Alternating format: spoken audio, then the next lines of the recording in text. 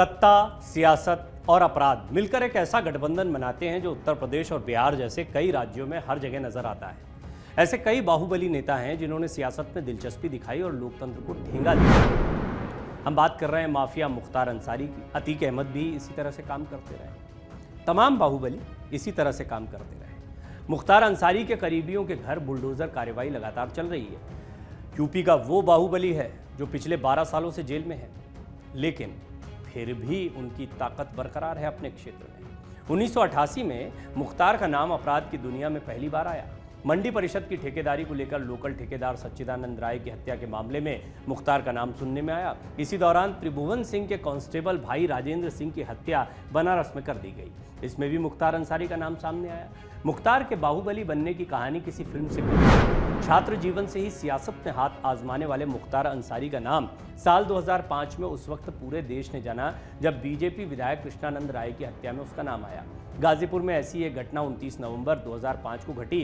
गाजीपुर की मोहम्मदाबाद सीट से साल 2002 के विधानसभा चुनाव में जीते बीजेपी एमएलए कृष्णानंद राय की हत्या कर दी गई। मुख्तार की अगली पीढ़ी बिल्कुल इससे अलग है। अगर इस खानदान की अगली पीढ़ी से मिलेंगे तो हैरानी होगी, और पिछली पीढ़ी से भी मिलेंगे तो हैरानी होगी। मुख्तार अंसारी के पिता जो हैं वो काफ़ी चर्चित नेता रहे। उनके चाचा, रिश्ते में चाचा लगते हैं, हामिद अंसारी साहब उपराष्ट्रपति रह चुके हैं देश के। तो ये परिवार एक ऐसा परिवार रहा है जो काफ़ी चर्चित रहा है और काफ़ी संभ्रांत भी माना जाता है अपने क्षेत्र में। मुख्तार अंसारी का तरीका थोड़ा अलग रहा। मुख्तार अंसारी की अगली पीढ़ी की बात करें तो थोड़े चौंकाने वाली दो चीज़ें आपको देखने को मिलेंगी।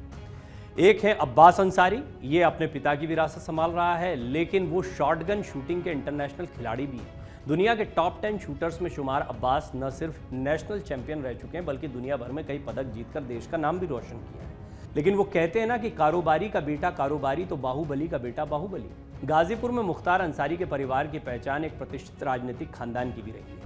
मुख्तार अंसारी के दादा डॉक्टर मुख्तार अहमद अंसारी स्वतंत्रता सेनानी थे। गांधी जी के साथ काम करते हुए वो 1926-27 में कांग्रेस के अध्यक्ष भी रहे। मुख्तार अंसारी के नाना ब्रिगेडियर मोहम्मद उस्मान को 1947 की लड़ाई में शहादत के लिए महावीर चक्र से नवाजा गया। मुख्तार अंसारी के पिता सुभान अल्लाह अंसारी गाजीपुर में अपनी साफ सुथरी छवि के साथ राजनीति में सक्रिय रहे थे।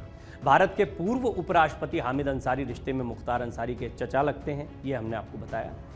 कुछ फिल्मों में आपने विलन के किरदारों को गरीबों की मदद करते हुए देखा होगा। मुख्तार अंसारी के दादा की तरह नाना भी नामचीन हस्तियों में एक थे। जानते हैं कि महावीर चक्र विजेता ब्रिगेडियर उस्मान मुख्तार अंसारी के नाना थे, जिन्होंने 47 की जंग में न सिर्फ भारतीय सेना की तरफ से नौसेना की लड़ाई लड़ी बल्कि हिंदुस्तान को जीत भी दिलाई।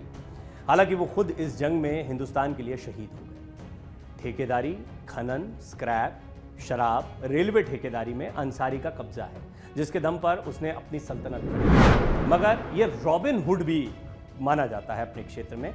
अमीरों से लूटना, गरीबों को बांटना, इस तरह की छवि भी बनाई गई है।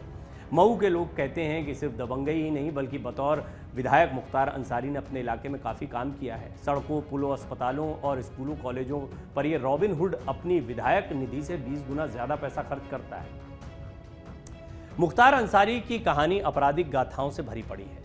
माना जाता है कि उसी के बल पर मुख्तार ने सियासत में ताकतवर मकाम हासिल किया। 1996 में बसपा के टिकट पर पहली बार चुनाव जीतकर विधानसभा पहुंचे। इसके बाद मुख्तार अंसारी ने साल 2002, 2007, 2012, 2017 में भी मऊ से जीत हासिल की। ऐसा नहीं है कि मुख्तार की हत्या करने की कोशिश नहीं की गई। देखिए, इस पेशे में सभी खतरे में हैं। मुख्तार अंसारी की हत्या के लिए ब्रजेश सिंह ने लंबू शर्मा को 6 करोड़ की सुपारी दी थी। इस तरह की कहानियां भी हैं। इसका खुलासा साल 2014 में लंबू शर्मा की गिरफ्तारी के बाद हुआ था। इसके बाद से जेल में अंसारी की सुरक्षा बढ़ाई गई। जाहिर है, योगी सरकार के सत्ता में आने के बाद उनकी उल्टी गिनती शुरू हो गई है, ऐसा भी कहा जाता है। उनके तमाम कारोबार खत्म हो गए हैं। उनके करीबी लोगों पर प्रशासन ने नकेल कस रखी है।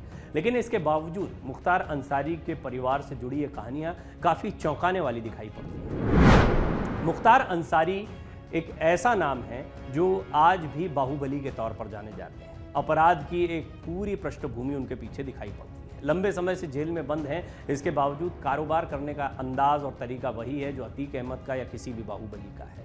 रंगदारी वसूलना, धमकी देना, ठेकेदारियां हासिल करना, और परिवार की कहानी भी बहुत दिलचस्प है। एक बेटा पिता की विरासत को या काम धंधे को आगे बढ़ाता है, दूसरा नाम रोशन करता है। पदक जीत कर लेकर आता है। पारिवारिक पृष्ठभूमि भी ये बताती है कि यह परिवार एक समय पर इस क्षेत्र में काफ़ी सम्मानित रहा है, लेकिन अब बाहुबली का और हुंडई का ठप्पा लग गया है। बहरहाल गुंडागर्दी जो भी कर रहा है या जो भी लोगों को डराने के पेशे में है, उसकी क्या गत होती है, ये तमाम कहानियों से स्पष्ट हो जाता है। मुख्तार अंसारी कितने ही शक्तिशाली रहे हों, इसके बावजूद आज उनके परिवार को उनकी जान का खतरा हमेशा सताता रहता है। दूसरी अहम बात यह है कि लगभग सारे बाहुबलियों का अंत ऐसा रहा, लेकिन अतीक अहमद और मुख्तार अंसारी ऐसे नाम रहे हैं जिनकी सत्ता बहुत लंबी चली है। बहुत लंबे समय तक इन्होंने अपना कब्जा बरकरार रखा। बहरहाल खबरें ये भी आ रही हैं कि अतीक अहमद के गुर्गों को छिपाने में मुख्तार अंसारी के कई लोगों ने मदद की है। इनकी कितनी पुष्टि होती है या इनके बारे में और क्या खुलासे होते हैं, कहना बहुत मुश्किल है, लेकिन एक बात बहुत साफ है, बेशक ये सिस्टम किसी को समझ में ना आए, लेकिन माफिया का सिस्टम या माफिया का पूरा तंत्र भी बहुत सोच समझ कर चलता है, एक दूसरे के सहयोग से चलता है और एक दूसरे के खिलाफ भी चलता है। जितने गैंग वॉर आप देखते हैं या जितनी भी हत्या की घटनाएं आप देख रहे हैं, उसमें जो भी सामने खड़ा हुआ है इनके या जिसने ताकत दिखाने की कोशिश की, उसको मार कर एक भय को व्याप्त किया कि हमारे सामने जो खड़ा होगा उसको रहने नहीं दिया जाएगा। और यही बाहुबलियों का तौर तरीका रहा है। किरदार अलग अलग हो सकते हैं, कहानी लगभग एक जैसी है। डर दिखाकर ताकत को बढ़ाना, लोगों में एक ऐसा भय व्याप्त कर देना, खास तौर पर उन लोगों में जिनके पास पैसा है। देखिए, रंगदारी किससे वसूली जाएगी? रंगदारी वसूली जाती है बड़े बड़े बिल्डर्स से, उन लोगों से जिनके पास पैसा है। वो क्या मुख्तार अंसारी, क्या अतीक अहमद या कोई भी बाहुबली इसी अंदाज में काम करता दिखाई पड़ता है। कम से कम जो कथित ऑडियो टेप्स आते हैं, जिस तरह की घटनाएं सामने आई हैं, जो मामले दर्ज हैं, वो इसी ओर इशारा करते हैं। एक बात बहुत स्पष्ट है कि बुरे का अंत बुरा होता है। ये तमाम कहानियां इस ओर इशारा करती हैं कि बेशक कई युवा इन लोगों को अपना आदर्श भी मान लेते हैं, लेकिन इनका अंत कितना बुरा होता है इसका अंदाज़ा लगाया जा सकता है। दूसरी बड़ी बात यह है कि ये लोग भी अपनी ताकत को बढ़ाने के लिए ऐसे युवाओं का इस्तेमाल करते हैं, अपनी गैंग बनाते हैं और इस गैंग में एक नहीं, दो नहीं, सैकड़ों लोग होते हैं। फिर इसे नेक्सस कहें, नेटवर्क कहें, इस नेटवर्क में अन्य लोग भी जुड़ते हैं जो इसी तरह के पेशे में, चाहे वो दूसरे राज्यों के क्यों ना हो।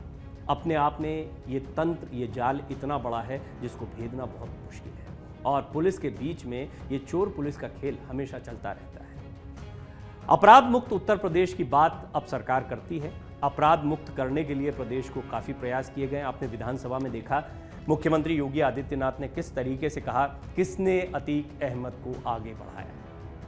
अतीक अहमद समाजवादी पार्टी के सांसद भी रहे हैं। बहरहाल इस सारी कवायद के बीच में एक बात बहुत साफ है कि सीएम योगी आदित्यनाथ प्रयास कर रहे हैं कि उन्होंने जो वादा किया है, जो छवि उत्तर प्रदेश की रखी है, उसको मजबूत करें और अपराध मुक्त उत्तर प्रदेश करने के लिए वो बड़े बड़े बाहुबलियों पर सबसे पहले कार्रवाई कर रहे हैं। उमेश पाल हत्याकांड के बाद एक बार फिर ये सारे मामले सामने आ गए हैं। इनकी कार्रवाई को लेकर लोगों के सेंटीमेंट समझने जैसे हैं। एनकाउंटर होते हैं, कोई भी कानून के दायरे से बाहर चीज़ होगी तो वो किसी को भी नाराज़ कर सकती है, निराश कर सकती है।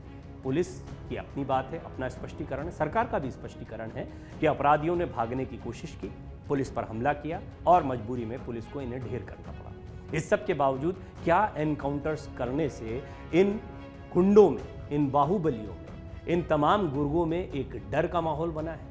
आपको क्या लगता है? आप अपनी राय जरूर रखें। ये भी बताएं कि क्या आपको लगता है कि ऐसे एनकाउंटर होने के बाद आपको लगता है उत्तर प्रदेश और देश अपराध मुक्त हो रहा है?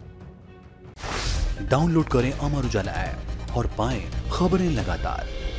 अगर आप ये वीडियो YouTube पर देख रहे हैं तो हमारे चैनल को सब्सक्राइब करें और बेल आइकन को दबाना ना भूलें। अगर आप Facebook पर ये वीडियो देख रहे हैं तो हमारे पेज को लाइक करें।